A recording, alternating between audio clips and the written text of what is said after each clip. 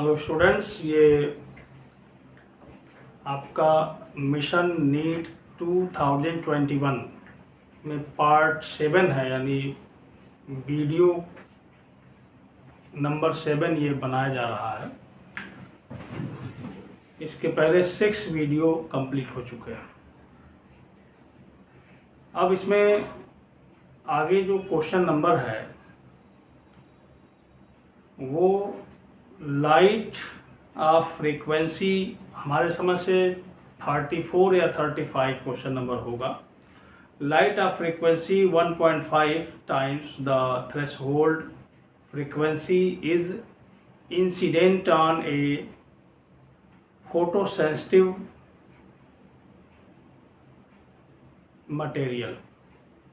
What will be the photoelectric current if the frequency is halved and intensity is doubled?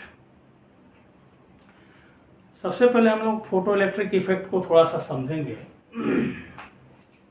कि जो कुछ metallic surface होते हैं उस पर जब लाइट इंसिडेंट होती है, इसमें जो फोटॉन्स आते हैं तो वह सरफेस इलेक्ट्रॉन एमिट करने लगता है, इलेक्ट्रॉन उससे निकलने लगते हैं, इलेक्ट्रॉनों का उत्सर्जन करने लगता है और उन इलेक्ट्रॉनों के उत्सर्जन की वजह से करंट फ्लो होने लगता है।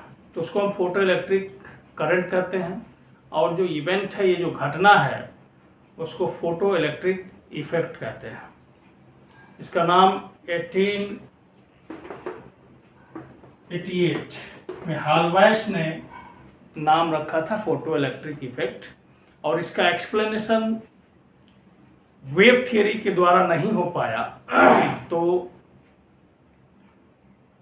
1905 में आइंस्टाइन ने प्लांक के क्वांटम सिद्धांत के द्वारा इसकी व्याख्या कर दी, और आइंस्टाइन ने यह बताया कि जब लाइट इंसिडेंट करती है मेटल सरफेस पर, तो लाइट में फोटॉन्स होते हैं, वो फोटॉन एनर्जी के पैकेट होते हैं, वह एनर्जी की पैकेट इलेक्ट्रॉन को मिलता है और इलेक्ट्रॉन उस एनर्जी के द्वारा उस मेटल को छोड़कर ऊपर उठ जाता है, निकल जाता है बाहर।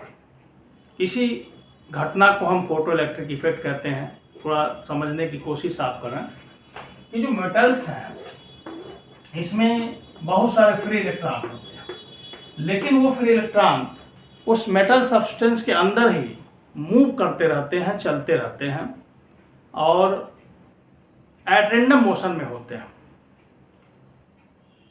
लेकिन वो हमेशा जो न्यूक्लियस है, पॉजिटिव न्यूक्लियस है, या फिर एक तरह से हम ऐसे कहें कि जिस एटम से इलेक्ट्रॉन फ्री होते हैं वह एटम पॉजिटिव हो जाता है, उसके अट्रैक्शन फोर्स में ही हमेशा वो बने रहते हैं। इस वजह से मेटल को सामान्य ढंग से छोड़ के बाहर नहीं निकल पाते।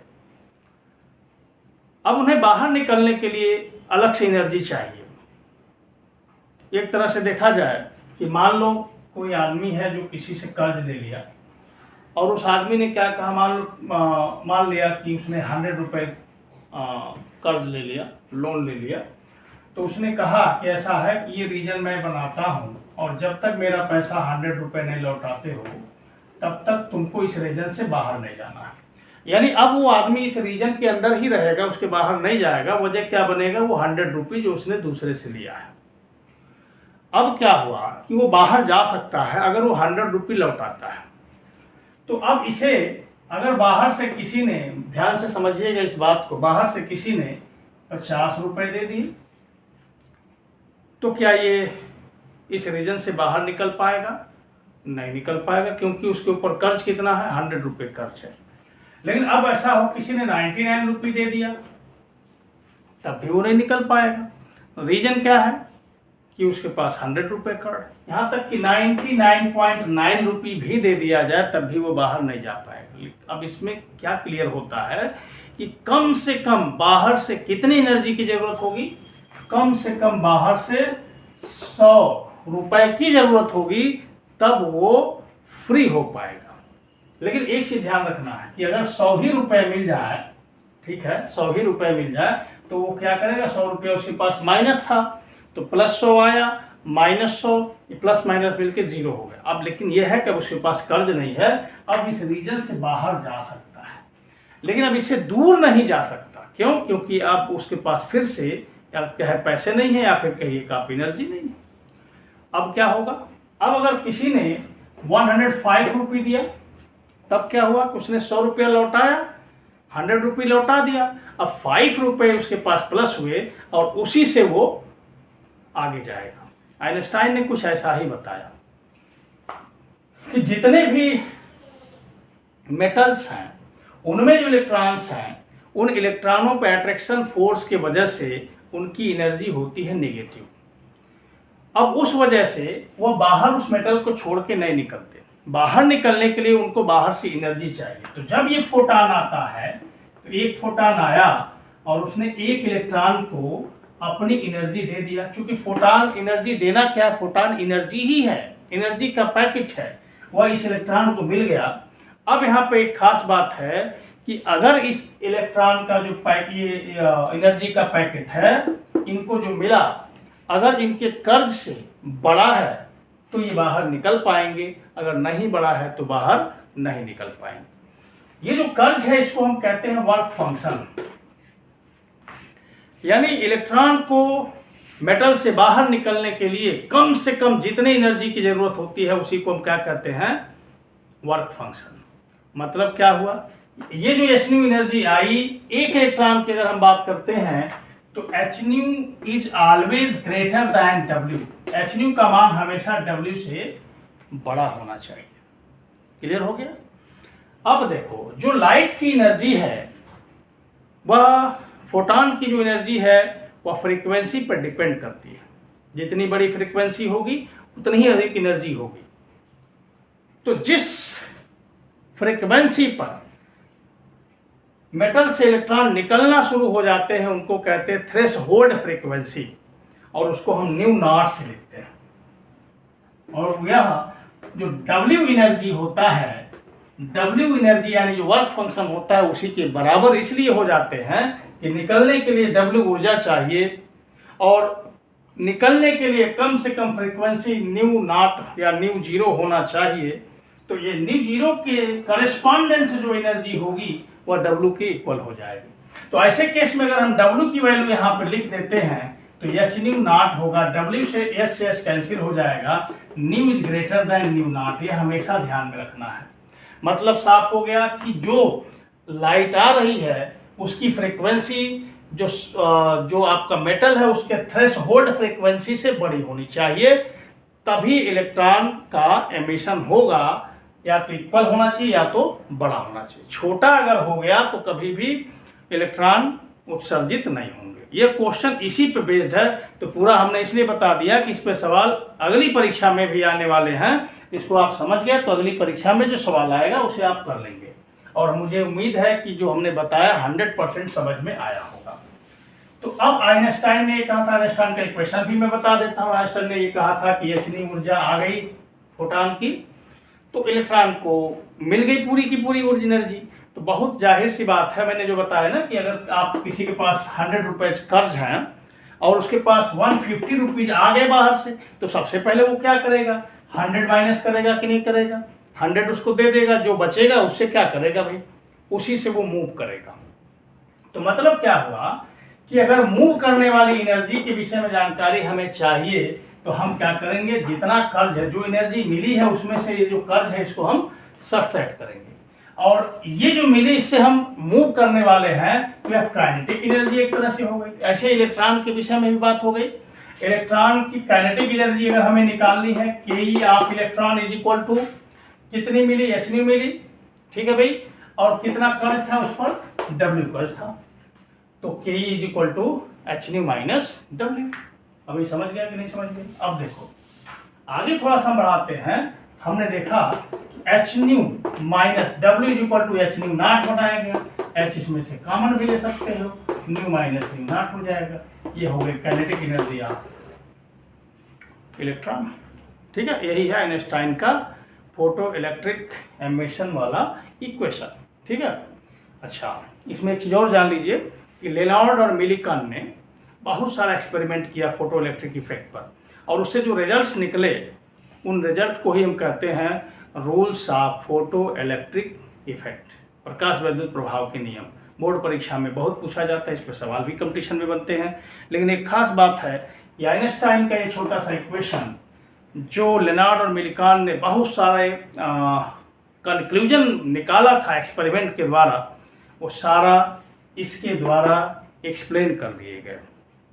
आपको एक और ख़ास बात यहीं पे बता देना ज़रूरी है कि आइंस्टाइन को जो नोबेल प्राइज़ है वह थियरी ऑफ रिलेटिविटी पर नहीं मिला था, बल्कि फोटो इलेक्ट्रिक इफेक्ट का एक्सप्लेनेशन करने के लिए मिला था। ठीक है, 1921 में उनको दिया गया था फोटो इलेक्ट्रिक इफेक्ट को एक्सप्लेन करने के लिए नोबेल प्राइज दिया गया था। ठीक है, इसे ध्यान में रखिए। क्वेश्चन जनरल साइंस में पीसीएस आईएएस सब में पूछे जाते हैं, और बाकी तो आपके लिए भी इम्पोर्टेंट है ही। फिलहाल ये सारी बातें हो गई, अब हम लोग क्वेश्चन पे आते हैं। तो क्वेश्चन में यही कह रहा था, आपकी स्क्रीन पे क्वेश्चन, उसको पढ़ेंगे।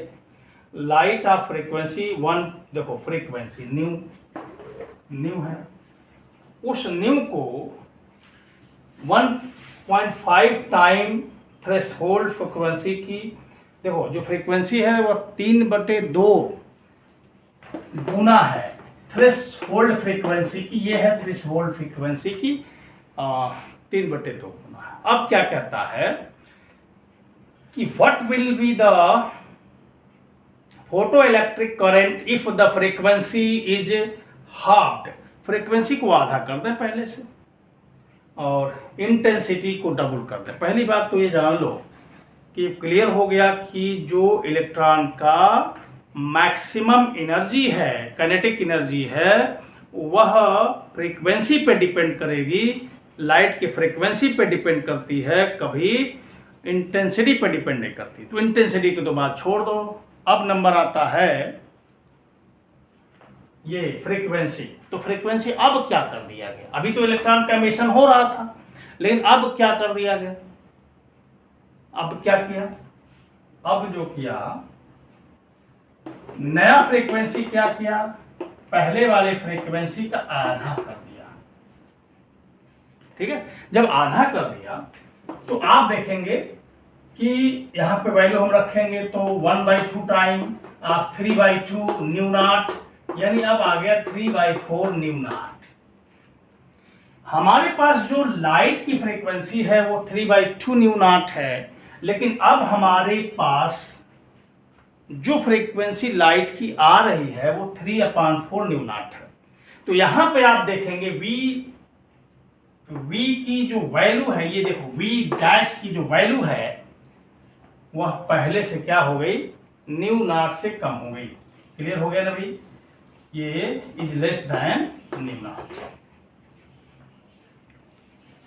ठीक है, और आपको पता है इसी से तो बचना था। मैंने क्या बताया था कि अगर 100 रुपए कर्ज है तो इस क्राइटेरिया को कोई छोड़ नहीं पा रहा है।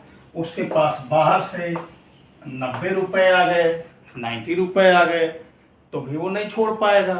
छोड़ने के लिए क्या जरूरी है कि जो बाहर से रुपए आए वो कम से कम 100 हो, यानी 100 से बड़ा हो, 100 से कभी छोटा ना हो। तो छोड़ने के लिए जो बाहर से फ्रीक्वेंसी आ रही है उसकी वैल्यू क्या होनी चाहिए? New is greater than new not और इक्वल टू, ये होना चाहिए। जबकि यहाँ पे नया वाली जो फ्रीक्वेंसी है वो लेस देन हो गई, तो इसका मतलब इलेक्ट्रॉन इमिट ही नहीं करेंगे, निकलेंगे ही नहीं। जब निकलेंगे नहीं तो करंट कुछ नहीं होने वाला। ठीक है, तो अब इसमें ऑप्शन देखा जाए। पहला ऑप्शन डबल्ड, कह रहा करंट डबल हो जाएगा। दूसरा कह रहा 4 टाइम्स हो जाएगा। तीसरा कह रहा 1/4 हो जाएगा। चौथा कह रहा 0 हो जाएगा। आप बताओ क्या हो जाएगा? इलेक्ट्रॉन नहीं निकलेंगे भाई, करंट तो इलेक्ट्रॉन जो निकल रहे इलेक्ट्रॉन उनके नंबर पे डिपेंड कर रहा है। इलेक्ट्रॉन निकलेंगे ही नहीं तो करंट कितना होगा? 0 हो जाएगा, यानी ऑप्शन आपका 4 सही हो जाता है। इसके बाद अगला जो क्वेश्चन है उसकी तरफ हम लोग बढ़ते हैं। ये क्वेश्चन है वायर ऑफ लेंथ, आपके स्क्रीन पे है, उसे आप पढ़ेंगे। Wire of length L, area of cross section A is hanging from a fixed support. एक वायर को ऐसे फिक्स्ड सपोर्ट से टांग दिया गया, लटका दिया गया। The length of the wire changes to L1 when mass m is suspended from its free end, जो नीचे वाला सिरा है उसी से कैपिटल M मास लटका दिया गया, ठीक है भाई। और अब इसका जो लेंथ है L1 हो गया, पहले L था अब L1 हो गया। इसका मतलब साफ है कि कुछ लेंथ बदला। तो आप जाहिर सी बात है कि जब आप एक वायर ऐसे लटका हुआ उसके नीचे कोई मास लटकाएंगे तो क्लियर है कि उसका जो लेंथ है कुछ बढ़ेगा।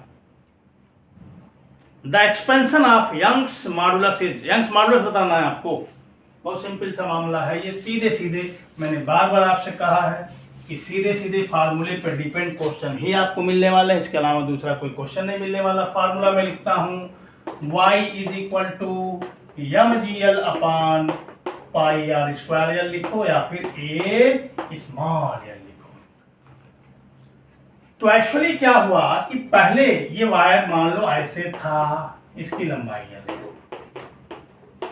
फिर क्या किया, इसके यहां पर कैपिटल M मास को हैंग कर दिया, लटका दिया, ठीक है भाई ऐसे। तो अब इसकी जो लेंथ है वो हो गई L1, और ये देखो ये है ग्रोथ, ध्यान देना ये है ग्रोथ जिसको हम लोग स्मॉल एल से लिखे हुए हैं यहाँ पे। M है जो मास हैंग कर रहा है, G acceleration due to gravity है, L इनिशियल लेंथ है उसका, एक क्रॉस सेक्शनल एरिया है, small L growth in length है, इंक्रीजमेंट इन लेंथ है, तो उसको मैंने L से लिया है। तो आप जरा ध्यान से देख लो, ये L है, ये L1 है, therefore small l is equal to L1 minus L। बोलो भाई कोई कंफ्यूजन है आपको? एकदम सिंपल सा मामला।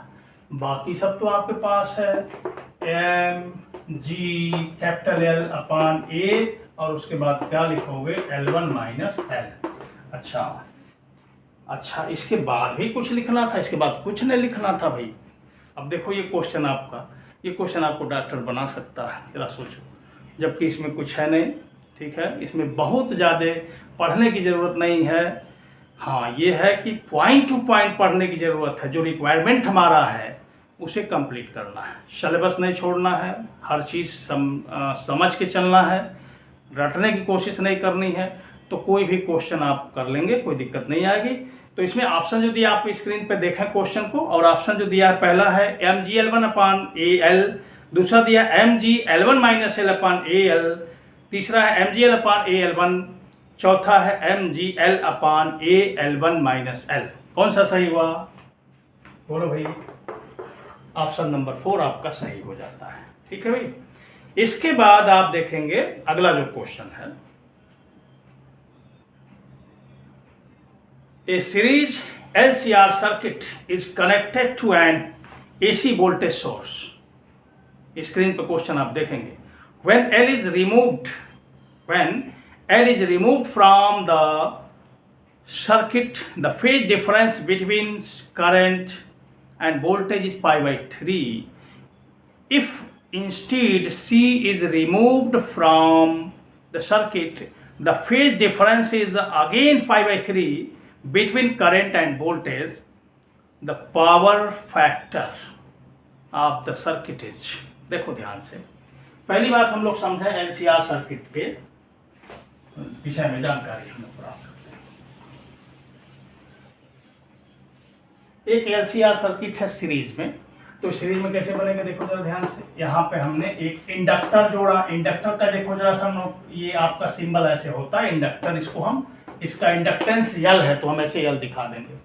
अच्छा, अब यहाँ पे LCR, एक कैपेसिटर जोड़ दिया, कैपेसिटर का कैपेसिटेंस है ये C हो गया, और यहाँ पर एक रेजिस्टेंस है जिसको हम R से लिखते हैं, और इसको एक AC सोर्स के साथ ऐड कर दिया गया सीरीज में, यह बनके तैयार हो गया LCR सर्किट।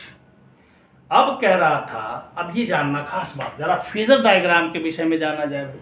फेजर डायग्राम देखो भाई, फेजर डायग्राम हम यहाँ बनाते हैं, बहुत मजा आएगा आपको देख के। इसको देखो बना रहे, जो आर सर्किट होता है या LCR सर्किट में जो वोल्टेज है, यानी इस रेजिस्टेंस का जो वोल्टेज है वह करंट से सेम फेज डिफरेंस में होता है, दोनों का फेज सेम होता है।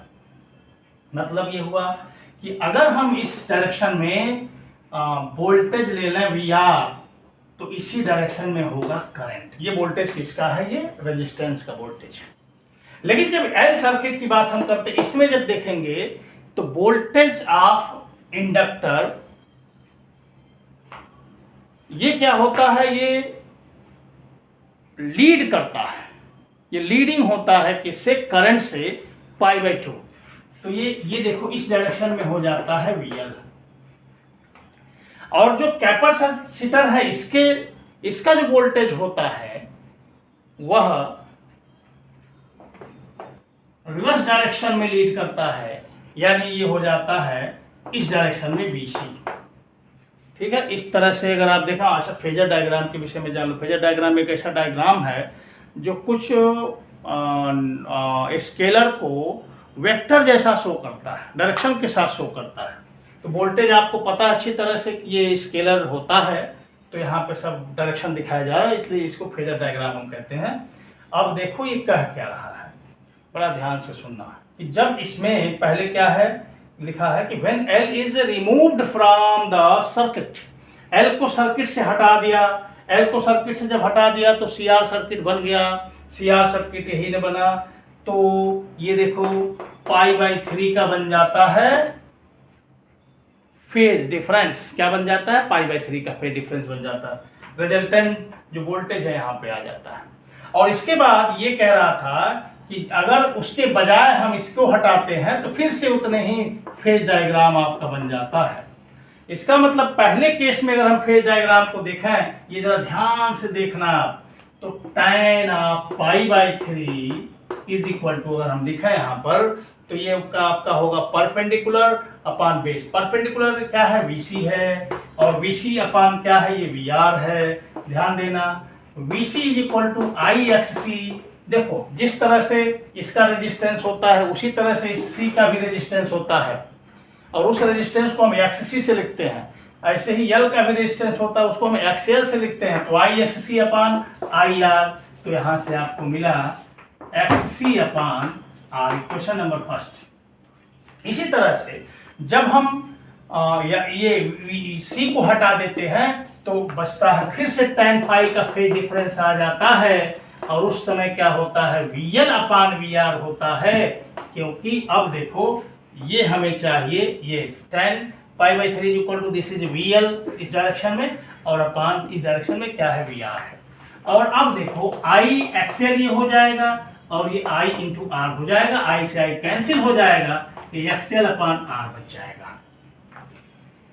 This is equation number second. From equation first and second we have, दोनों ही tan π/3 के इक्वल है, इसलिए XC upon R is equal to XL upon R। This implies that XC is equal to XL।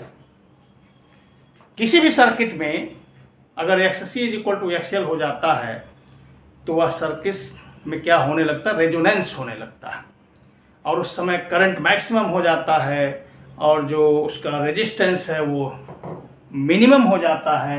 ऐसे case में जो आपका resultant resistance बनता है वह जो आपका जो आपका रजिस्टर का रेजिस्टेंस होता है उसी के इक्वल हो जाता है, Z is equal to R। और अब जानना है, पूछा क्या है? cos phi की वैल्यू। तो अब इतना समय आपको थोड़ी लगेगा क्वेश्चन को करने में, बस छोटा सा एक फार्मूला है, उसी से क्वेश्चन हो जाएगा। हमें बस ये जानना था कि XL बराबर XC, XL बराबर XC आ गया, ये रेजोनेंस हो रहा है इस सर्किट में, इस समय Z is equal to R होगा, और cos phi का फार्मूला होता है R upon Z। cos phi is equal to R upon Z, power factor यही है cos phi। R और Z दोनों इक्वल है तो R/R ही लिख सकते हैं, इज इक्वल टू कितना आया? 1 आया। ये देखो यही आपका आंसर है, 1। क्लियर हो गया? अब आप स्क्रीन पर फिर से एक बार देखें, ये आपका जो ऑप्शन है, पहला दिया है 0, दूसरा दिया 0.5, तीसरा दिया 1.0, चौथा दिया है -1.0। आंसर कितना आया? 1.0, यानी ऑप्शन नंबर 3 आपका सही हो जाता है। तो क्वेश्चन सॉल्व करने के लिए बस यही 2 बात जाननी थी, हमें ये जानना था, उसके बाद ये फार्मूला जानना था, इसके अलावा कुछ नहीं जानना था। और जब आप पढ़ेंगे, अभी तो मैं थोड़ा सा शार्ट करके पढ़ाया, पूरी बात नहीं समझाया यहाँ पे, लेकिन जब आप पढ़ेंगे LCR सर्किट, आप पढ़ेंगे अल्टरनेटिव करंट पढ़ेंगे, एक बार पढ़ने के बाद कोई कन्फ्यूजन नहीं होगा, इसकी गारंटी है। लेकिन आपका क्वेश्चन विदिन 10 सेकेंड में होना है। बस इतनी सी जानकारी आपको हो जाए जो मैंने बताया, तो 10 सेकंड के अंदर आप क्वेश्चन को कर जाएंगे। और जब बढ़िया से पढ़े रहेंगे तो सारे क्वेश्चन ऐसे ही आप बड़े ही आसानी से कर जाएंगे। आज चूँकि वीडियो लंबा हो जाएगा, ऐसे कुछ क्वेश्चन मिले जिसमें अधिक से अधिक बताने की ज़रूरत पड़ी है, क्योंकि हम इसलिए अधिक से अधिक बता रहे हैं क्योंकि आगे आपको नीट 2021 में बैठना है, इस पर क्वेश्चन उसमें भी मिलेंगे। तो ये पूरा सिस्टम हमने समझा दिया, कुछ टेक्निक्स भी बता दिए। आगे फिर हम कल मिलते हैं, कल फिर वीडियो अपलोड होगा। इसमें 2-3-4 दिन से लगभग वीडियो पढ़ नहीं पा रहे थे, इसलिए कि हम बाहर थे और थोड़ा व्यस्त थे।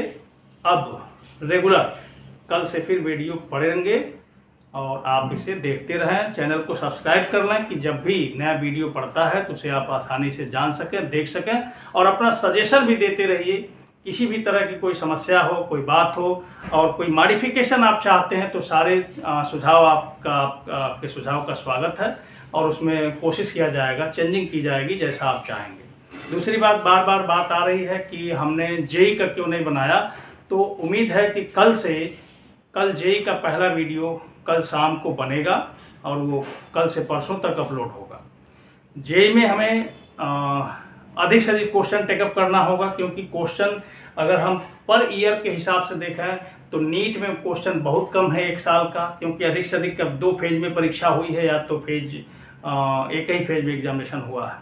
लेकिन जब जेई की बात हम करेंगे तो 8 परीक्षाएं हुई हैं, इसलिए हमें क्वेश्चन बढ़ाना पड़ेगा। तो हम कोशिश करेंगे कि 10 क्वेश्चन एक वीडियो में लेके आवें। फिलहाल कल फिर हम लोग मिलते हैं, कल अगले वीडियो में।